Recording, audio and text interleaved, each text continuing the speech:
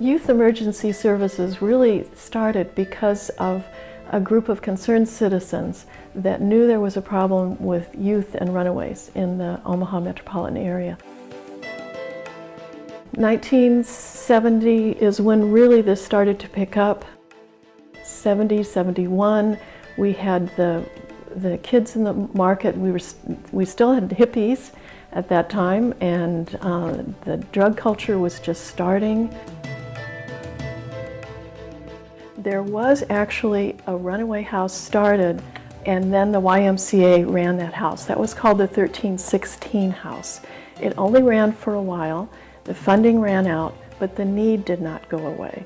So we looked at ways that we could best serve the community, and we knew that the shelter was needed. I remember sitting at work one day looking in the want ads for houses for rent, and spotted the first one that we ended up with, which is at 47th and Davenport. And that was a 5-bedroom home, and that became our first shelter. The first house was called the Whitman Center, and Roger Duncan named that after Walt Whitman. Roger, you just have to imagine, kind of a small guy, receding hairline, long ponytail, and overalls. And Roger was a free spirit with intense passion for what youth needed. He was also interested in organic gardening and helping youth who were draft dodgers and anything he could do to help with youth. So that really was where our first name came from, Whitman Center. We had that house full to every room in that house because we had not only youth being served there, we had the administrative office, the staff offices, and the board met in the home as well. So that was our one little place for a number of years while we got the organization started and kept trying to get funding. Funding was always the biggest issue for the group. In the last 40 years, Youth Emergency Services has done amazing work. One of the changes we've seen is the number of youth we've served has increased dramatically. In 2012, we served 800 young people. In 2013, we served 1,000 young people. And as of June 30th, 2014, we served 1,800 young people. That's an 80% growth from last year to this year. So we are challenged to be able to serve so many young people with the staff and the resources that we've had for the several years. We've helped many young people get off the streets and become self-sufficient. There's more work to do. The street outreach program has expanded from going out on the street to inviting young people into our street outreach center, where they can get a hot meal, they can take a shower, they can wash their clothes. The young people at the shelter are in school, they may be looking for a job, and they're also connecting with their family. 90% of the young people in the transitional living program and the maternity home had a job upon completion of our program.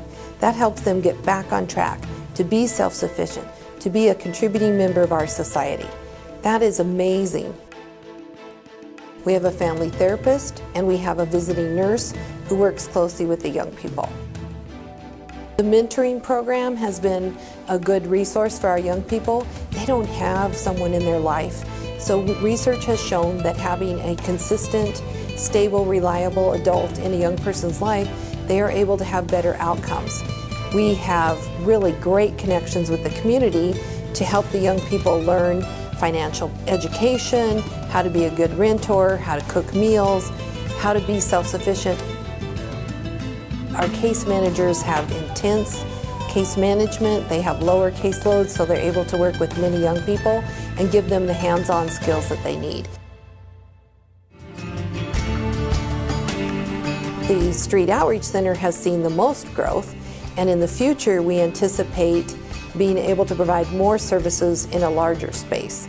We have outgrown our current Street Outreach Center, and we don't have a stove or an oven. So we are dependent on the community for meals at the Street Outreach Center.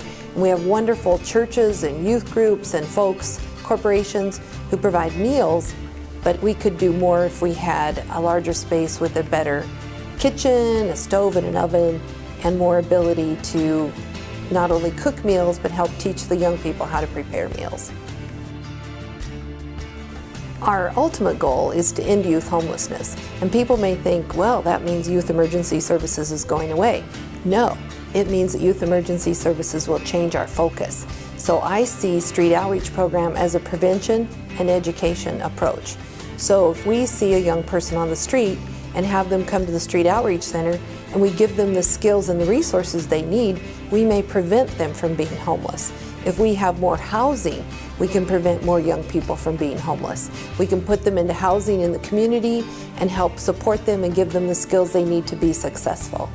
The way we end youth homelessness is to address all the systems issues and prevent them from being homeless and provide housing. So we're really excited about the opportunities that we have in our community for ending youth homelessness by 2020. Youth Emergency Services is there when no one else is. We help these young people get back on their feet, get back on track, and become self-sufficient members of our community.